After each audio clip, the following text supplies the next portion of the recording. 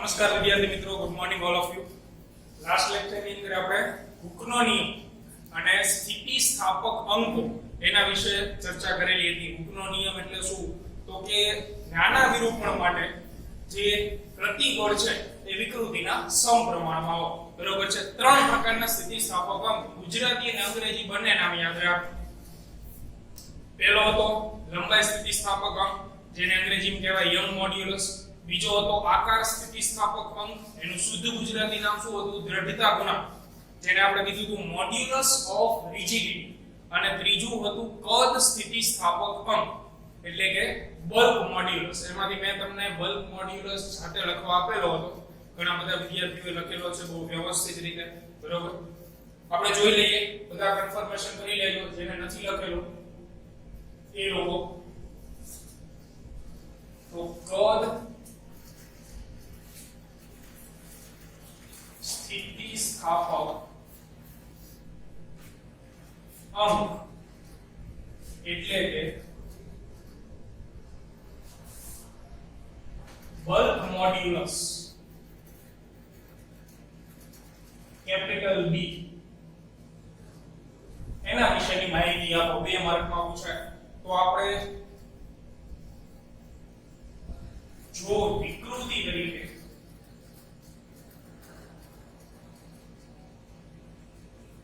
કદ વિકૃતિ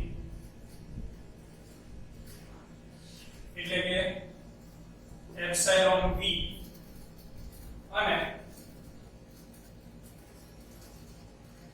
પ્રતિબળ તરીકે કદ પ્રતિબળ એટલે કે સિગ્મા v લઈએ તો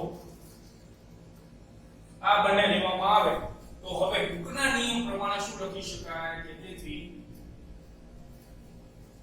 હૂકના નિયમ મુજબ કદ પ્રતિબળ ચલે છે કદ વિકૃતિ એટલે કે સિગ્મા v ચલે છે, એપ્સિલોન v ચલે છે ને નિશાની કાઢો એટલે અચળાંક આવે. તો સિગ્મા v અહીંયા અચળાંક તરીકે આપણે મૂકીશું bulk modulus v into epsilon v. તેથી બલ્ક મોડ્યુલસ નું સૂત્ર આપણને મળે sigma v upon epsilon v, એટલે કે ગુજરાતી ભાષામાં બલ્ક મોડ્યુલસ બરાબર કદ પ્રતિબળ છેદમાં કદ વિકૃતિ. તો વ્યાખ્યાના ઉપરથી તમે બનાવી શકો કે પદાર્થમાં ઉદ્ભવતા કદ પ્રતિબળ પદાર્થમાં ઉદ્ભવતા કદ પ્રતિબળ અને કદ વિકૃતિના ગુણોત્તરને બલ્ક મોડ્યુલસ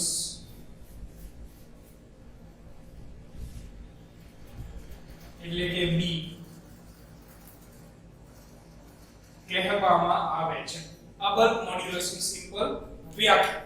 હવે આના ઉપરથી આગળ સાદુરૂપ આપીને આપણે બીજું સૂત્ર બનાવીએ જે તમે દાખલામાં ઉપયોગ કરી શકો. ઘણા બધા વિદ્યાર્થીઓએ બનાવેલું છે. આની જગ્યાએ f અપોન a, આની જગ્યાએ ડેલ્ટા v અપોન v. પણ એના સિવાયનું પણ એક સૂત્ર બનશે. જોઈએ આપણે કે બીજું કયું સૂત્ર બની શકે.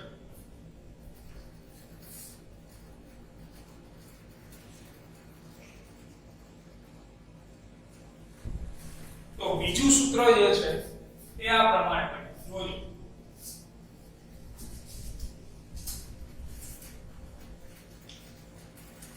કે આપણી પાસે બલ્ક મોડ્યુલસ નું સૂત્ર શું છે? મેઇન સૂત્ર sigma v upon epsilon v.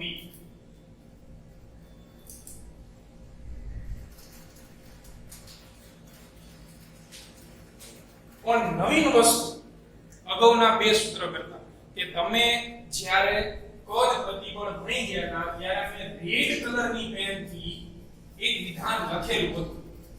Red કલરની પેનથી, અને રેડ કલરની પેનથી હું દરેક વસ્તુઓ નથી લખતો, જે ડેન્જર ઝોનમાં આવતી હોય ને એ જ લખું છું. બરાબર? ત્યારે કદ પ્રતિબળની જો તમારી પાસે પીડીએફ પડેલી હોય એ લેક્ચરની, તો તમે જોઈ શકો કે એની અંદર મેં આવી રીતે લખેલું હતું કે યાદ રાખો કે કદ પ્રતિબળ બરાબર કોણ સાબિત કરેલું હતું આપણે? P એટલે કે દબાણ. આ આપણે કદ પ્રતિબળના થિયરી લેક્ચર્સ ની અંદર જોઈ ગયા. ત્યારે મેં તમને કીધું હતું પદાર્થ ઉપર તમારે દબાણ ઉત્પન્ન કરવું તો કયા પ્રકારનું બળ લગાડવું જોઈએ. તો બાહ્ય બળ આપણી પાસે ટોટલ કેટલા પ્રકારના હતા? 3 પ્રકાર. માત્ર એક બિંદુએ લગાડવામાં આવતું બાહ્ય બળ, સપાટીને સમાંતર બાહ્ય બળ અને સમગ્ર સપાટીને લંબ રૂપે લાગતું બાહ્ય બળ. તો દબાણ ઉત્પન્ન કરવા માટે લંબ રૂપે બાહ્ય બળ લગાડવું પડે, અને લંબ રૂપે બાહ્ય બળ લગાડો એટલે કદ વિકૃતિ ઉત્પન્ન થાય. કદ વિકૃતિ ઉત્પન્ન થાય તો એનો વિરોધ કરતું કદ પ્રતિબળ પણ ઉત્પન્ન થશે. તો આ વસ્તુ આપણે જોઈ ગયા હતા થિયરી. એ સિવાય એપ્સિલોન v નું સૂત્ર તો ખ્યાલ જ છે, ડેલ્ટા v અપોન v. તો આ બંને સૂત્ર અહીંયા મૂકો. તેથી બલ્ક મોડ્યુલસ બરાબર સિગ્મા v ની જગ્યાએ p છેદમાં ડેલ્ટા v અપોન v. છેદનો છેદ અંશમાં જશે એટલે બલ્ક મોડ્યુલસ નું સૂત્ર બને p into v upon delta v. આ બલ્ક મોડ્યુલસ નું સૂત્ર છે. જ્યાં નાનકડો એવો ફેરફાર આવશે આ જગ્યાએ, અહીંયા આગળ આવશે માઈનસ નિશાન, ઋણ ચિહ્ન. શું કામ ઋણ ચિહ્ન આવશે? તો આ સૂત્રની અંદર તમે જુઓ તો અહીંયા છે દબાણ અને અહીંયા છે કદ. તો દબાણ અને કદ એકબીજાના સમપ્રમાણમાં હોય કે વ્યસ્ત પ્રમાણમાં? વિચારીએ આપણે. કોની વાત કરી રહ્યો છું? દબાણ અને કદ. બરાબર? કદ એટલે સાદી ભાષામાં સાઈઝ. તો હવે તમે પ્રેક્ટિકલી વિચારો કે મારી પાસે એક ફૂગો છે જેની સાઈઝ એટલે કે કદ આવું છે, એની અંદર હવા ભરેલી છે. બરાબર છે? દાખલા તરીકે 2 કિલોગ્રામ હવા ભરેલી છે. તો એ ફુગ્ગાની અંદર દબાણ જેટલું છે એ આપણે જોઈએ. અહીં ઉદાહરણ તરીકે લઈએ કે આપણી પાસે ફુગ્ગો છે જેની અંદર આપણે 2 કિલોગ્રામ હવા ભરેલી છે. બરાબર? આનું દબાણ આપણને ખબર નથી. આના દબાણને હું નામ આપી દઉં છું P1. બહુ ધ્યાનથી સમજી લેજો આ વાત. હવે આ જ 2 કિલોગ્રામ હવા હું એક મોટા રૂમની અંદર છોડી દઉં છું. એટલે આપણી પાસે એક રૂમ છે.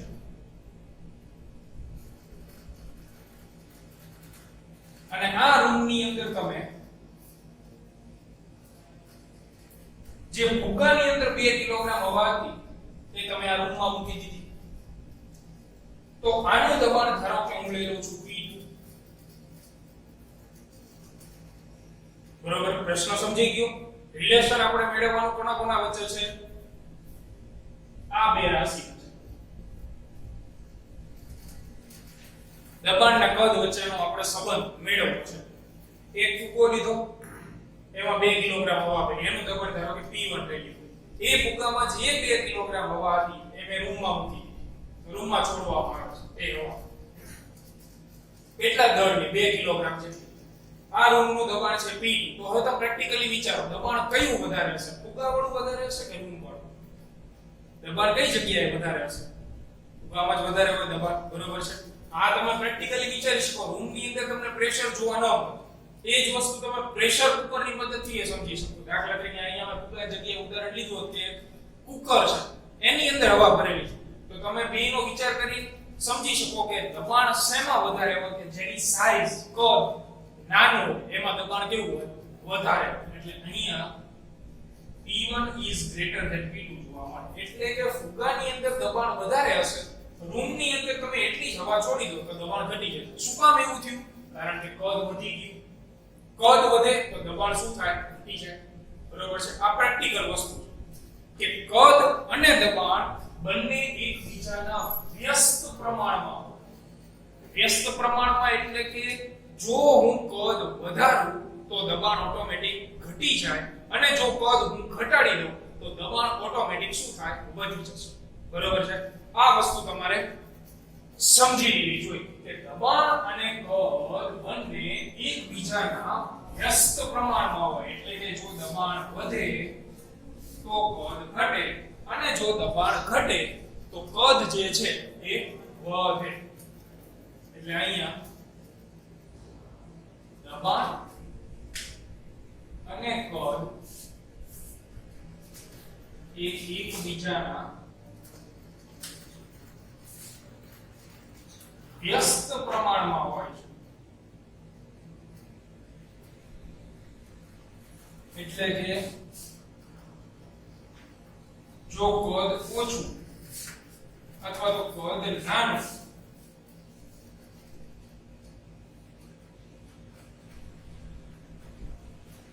તો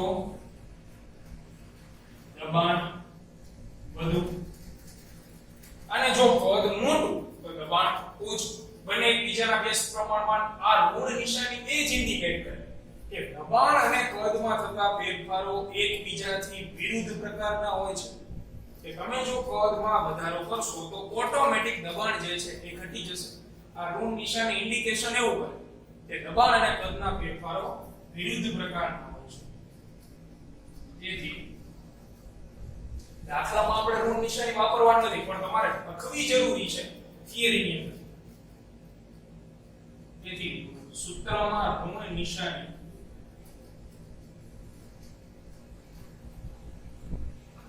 સૂચવે છે કે દબાણ અને કદના ફેરફારો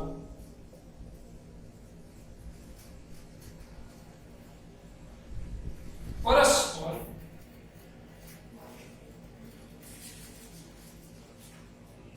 વિરુદ્ધ પ્રકારના હોય છે. બરોબર છે? તો આ નવીન સૂત્ર થી તમારા તમે લોકોએ જે મને લખી મોકલેલું હતું નો ડાઉટ સાચું જ હતું. ત્યાં તમે f upon a લઈ. બરોબર? આપણે શેનો ઉપયોગ કર્યો? જે થિયરીમાં આવી ગયું દબાણ. એટલા માટે બલ્ક મોડ્યુલેશન સૂત્ર તમારે આ યાદ રાખવાનું છે. બરોબર? નિયમ પ્રમાણે SI term what should be its SI term Newton પ્રતિ મીટર સ્ક્વેર and પારિમાણિક સૂત્ર તો ન્યૂટન નું m1 L1 T - 2 112 and છેદમાં L2 તેથી m1 L - 1 and T - 2 આ એનું પારિમાણિક સૂત્ર. તો અહીંયા કદ સ્થિતિસ્થાપક અંક પૂર્ણ થાય છે.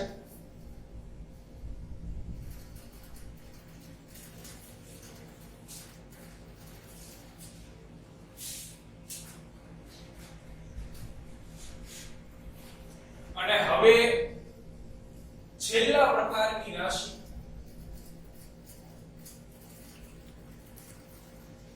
theory point of view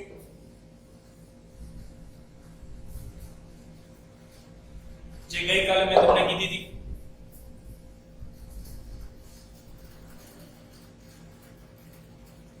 કે દબાણીયતા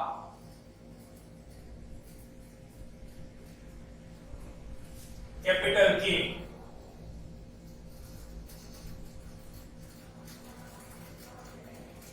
એના વિશેની માહિતી આપો. દબાણીયતા વિશેની માહિતી. બરાબર? તો દબાણીયતાનું સૂત્ર છે કે દબાણીયતા that is capital K which is equal to 1 upon 1 modulus. તો આની વ્યાખ્યા તમે લખી શકો. શું વ્યાખ્યા થાય કે બલ્ક મોડ્યુલસના વ્યસ્તને શું કહેવાય? નગણીયતા. બલ્ક મોડ્યુલસના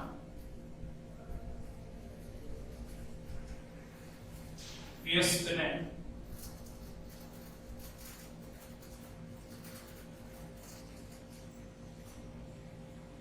દબનીયતા કહેવામાં આવે છે. નામ પ્રમાણે જો હવે તમે સૂત્ર દબનીયતાનું લખી શકો, કારણ કે બલ્ક મોડ્યુલસનું સૂત્ર આવું છે, તો દબનીયતાનું આના કરતા શું થઈ જાય? ઉલટું થઈ જશે. K બરાબર 1/b. પણ બલ્ક મોડ્યુલસનું સૂત્ર આપણે જોઈ ગયા. શું છે? 1/-pv upon delta v. તો છેદનો છેદ અંશમાં જતો રહે, એટલે દબનીયતાનું સૂત્ર થઈ જશે આ રીતે કે k બરાબર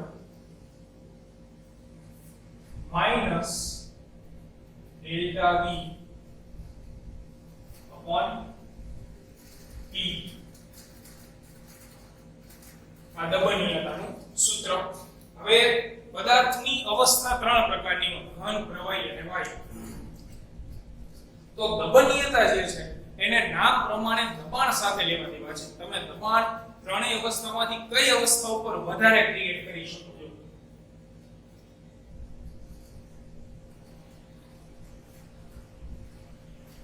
ઘન પદાર્થ,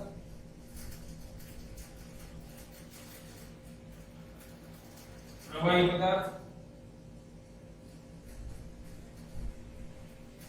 અને વાયુ. આ ત્રણેયની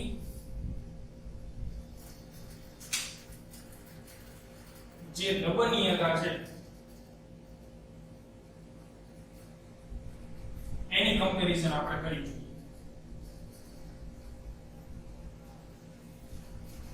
બરાબર.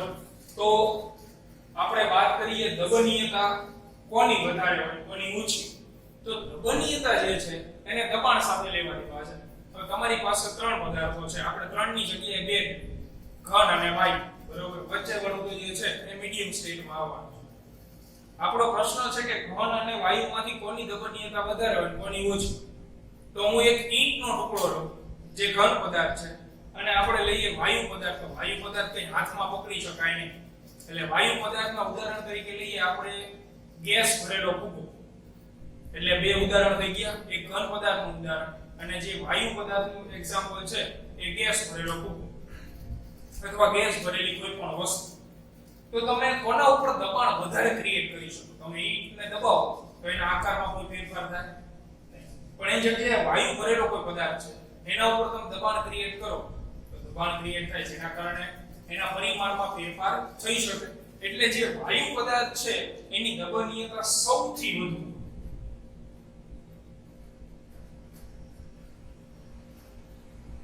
અને જે ઘન પદાર્થ છે એની દબનીયતા સૌથી ઓછી. આની દબનીયતા બેની વચ્ચે ઘન કરતા વધુ પણ વાયુ કરતા ઓછી.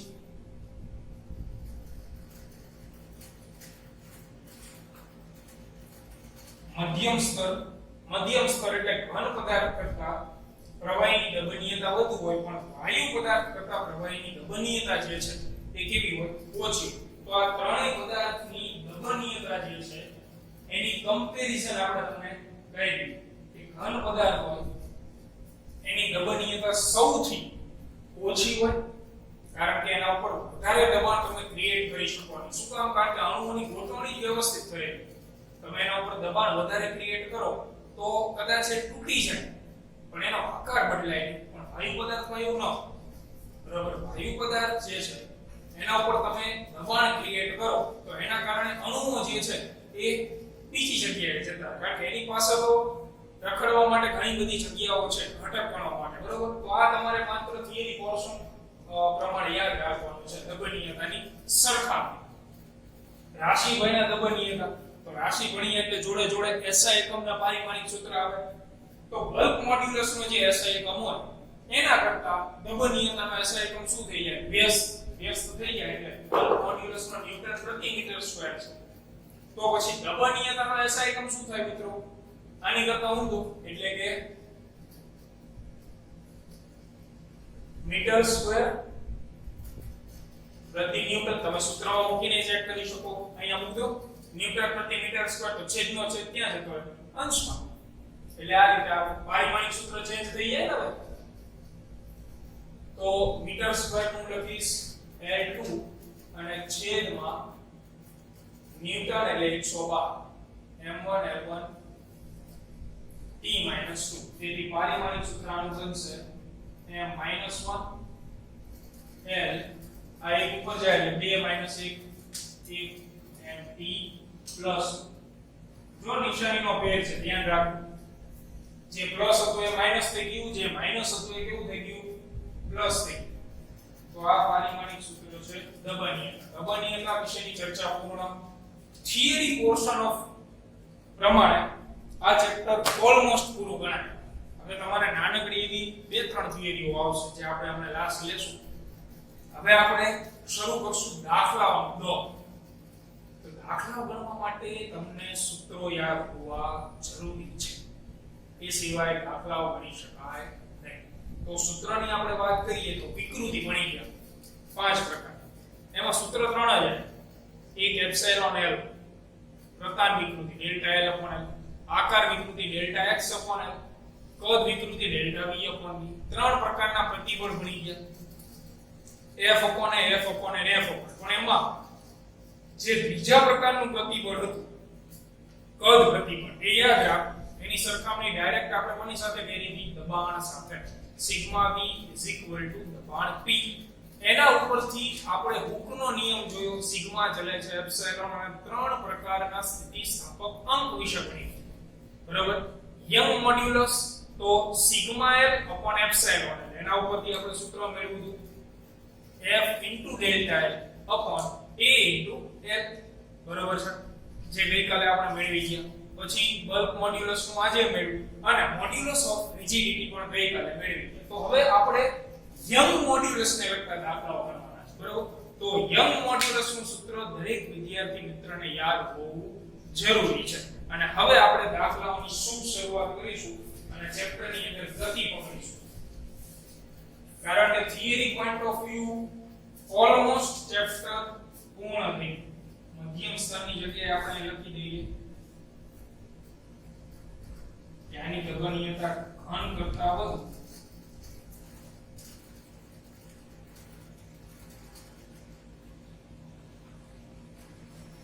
અને વાયુ કરતા ઓછી દબનીયતા જોવા મળે.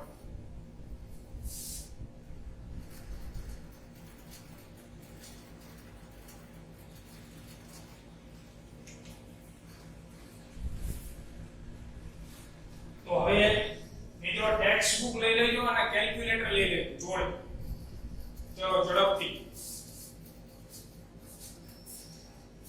દરેક વિદ્યાર્થી મિત્રો ટેક્સ્ટ બુક અને કેલ્ક્યુલેટર જોડે લઈને બેસે. હવેના લેક્ચરમાં તો ફરજિયાત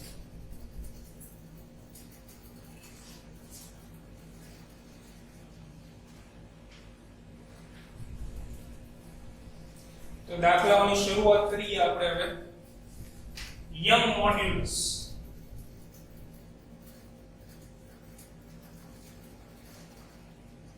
બહુ સહેલા દાખલાઓ ચેપ્ટરની.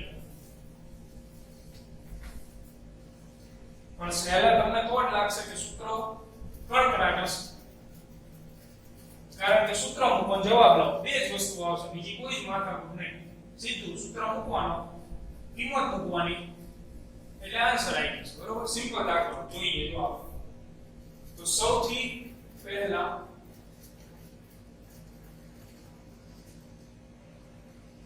ઉદાહરણ નંબર 1.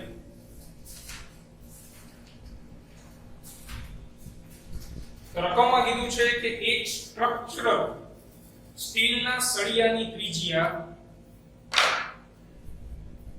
જે છે એ 10 mm છે અને લંબાઈ 1 મીટર છે. તો ત્રિજ્યા આપેલી છે 10 mm ડેટા તો લખી જ નાખવાનો. ત્રિજ્યા એટલે radius r equal to 10 mm. નિયમ પ્રમાણે SI એકમમાં ફેરવવું પડે. 1 mm એટલે 10 ની -3 મીટર. તો 10 m ના 10 ની -3 મીટર. તો આ બેનો તમે આદર્શ શકો ઘાતાંક માટે સાદું મુકાવો એટલે 10 ની થઈ જશે -2 મીટર, કારણ કે અહીંયા 10 ની +1 છે. આગળ આપેલી છે આપણને લંબાઈ છે 1 મીટર.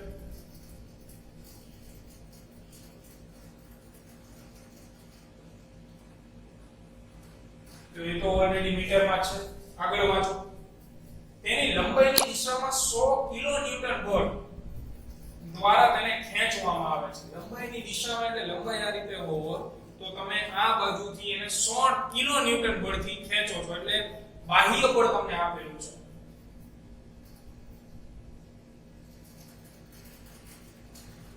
બાહ્ય બળ F બરાબર 100 કિલો ન્યૂટન.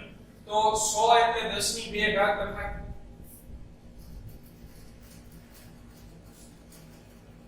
Kilo newton.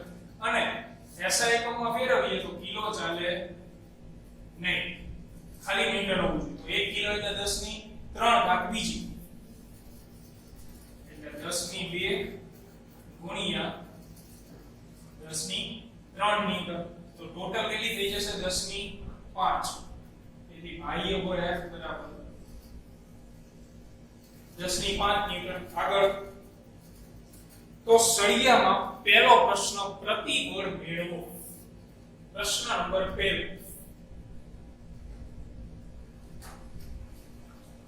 કે સળિયામાં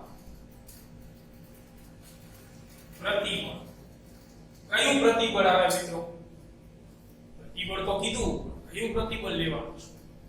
પ્રતિબળનું કોઈ પણ સૂત્ર તો દરેકમાં સરખા જ છે, પણ તમારે પ્રકાર જે છે એ ઓળખી જવો પડે. અહીંયા વાત કયા પરિમાણની કરી છે? પરિમાણ તરીકે કેટલી વસ્તુઓ છે તમારી જોડે? 3. કઈ કઈ? લંબાઈ, આકાર એન્ડ કદ. આખા ચેપ્ટરનો મેઇન મુદ્દો જ આ છે. લંબાઈ, આકાર, કદ. રકમની અંદર ઉલ્લેખ કોનો છે? લંબાઈ. તો લંબાઈ સાથે સંકળાયેલી વિકૃતિ, પ્રતિબળ બધું શું હોય? પ્રતાન પ્રકાર. એટલે પ્રતાન પ્રતિબળ તમને મેળવવાનું કીધું છે. પ્રતાન પ્રતિબળ એટલે સિગ્મા n. ક્વેશ્ચન નંબર 1 બરાબર. તો હવે આપણે નિયમ પ્રમાણે સૂત્ર મૂકીએ અને જવાબ લઈએ. તો પ્રતાન પ્રતિબળ મેળવવું છે આપણે. તમે બળ લગાવો છો લંબાઈની દિશામાં, તો લંબાઈની દિશામાં બળ લગાવવાનું છે. એટલે પ્રતાન પ્રતિબળનું સૂત્ર આપણે મૂકીએ, એનો ઉલ્લેખ કરી દેવાનો રકમ. એ અહીં લંબાઈની દિશામાં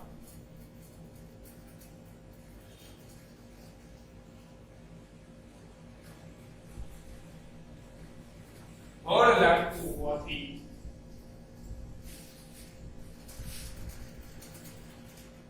એની અંદર પ્રતાન પ્રતિબળ ઉદ્ભવે. મેઇન રીઝન આ શબ્દ. તો પ્રતાન પ્રતિબળનું સૂત્ર એ સિગ્મા L બરાબર F upon A.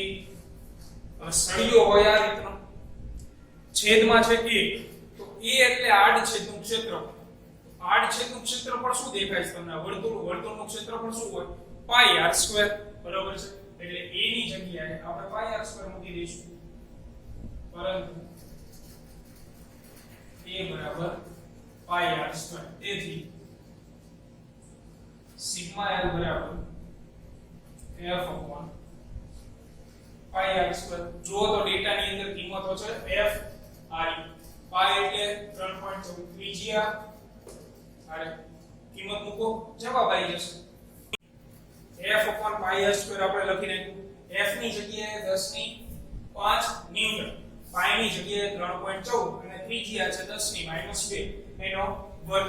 કેલ્ક્યુલેટર લો, કેલ્ક્યુલેટરમાં કરો 1/3.14 જે 0.3184 મળે. 10 ની 5 તો હતી, આ આવે 10 ની -7 ઉપર જાય એટલે +4 તો 5 ને 4 9. પ્રતિબળનો SI એકમ શું હોય? ન્યૂટન પ્રતિ મીટર સ્ક્વેર. પહેલો પ્રશ્ન ક્લિયર. ક્વેશ્ચન નંબર બીજો એક દાખલાની અંદર જેમાં પૂછેલું છે લંબાઈનો વધારો અને વિકૃતિની ગણતરી કરો. તો લંબાઈનો વધારો એટલે ડેલ્ટા L અને વિકૃતિ એટલે એપ્સિલોન L. બે પ્રશ્નો છે.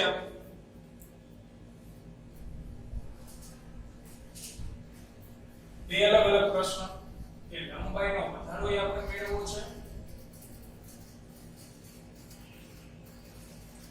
એટલે કે ડેલ્ટા L આપણે મેળવવું છે અને વિકૃતિ તો વિકૃતિ અહીંયા કઈ આવે? લંબાઈ સાથે પ્રતાપ વિકૃતિ. આ બે પ્રશ્નો છે પણ જોડે જોડે રકમ પૂરી થાય ત્યાં જુઓ. જો તમને યંગ મોડ્યુલસ આપેલો છે 2 × 10 ની 11 y બરાબર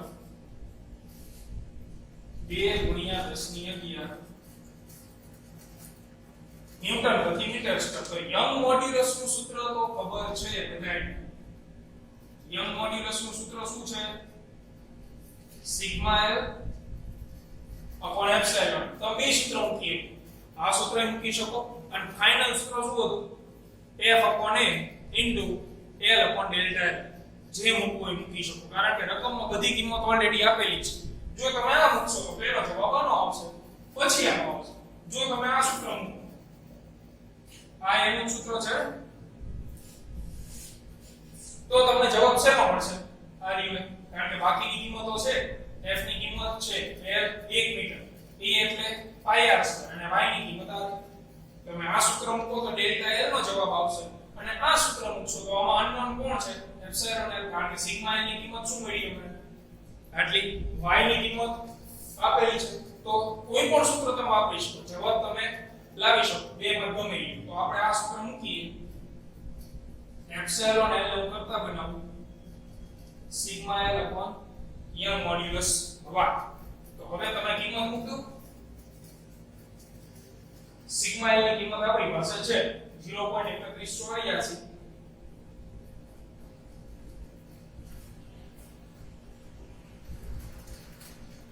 10 ની 9 છેદમાં y ની કિંમત 2 × 10 ની 11. તો કેલ્ક્યુલેટર ની અંદર 0.3184 ભાગ્યા 2 એટલે અડધા કરવાના છે 3184. તો એપ્સિલોન L 0.1592 10 ની -2 0.1592 10 ની -2 થાય. પાછળ એકમ આવશે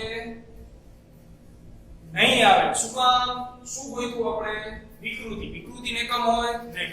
એકે પ્રકારની વિકૃતિ પાછળ કોઈ SI એકમ લખવાનો થતો નથી. ધ્યાન રાખજો, ભૂલથી લખાઈ ન જાય ન્યૂટન પ્રતિ મીટર સ્ક્વેર. બરાબર છે? વિકૃતિને કોઈ એકમ હોય નહીં. ચાલો, આ પ્રશ્ન જવાબ મળી ગયો. હવે હું લંબાઈનો વધારો મેળવું.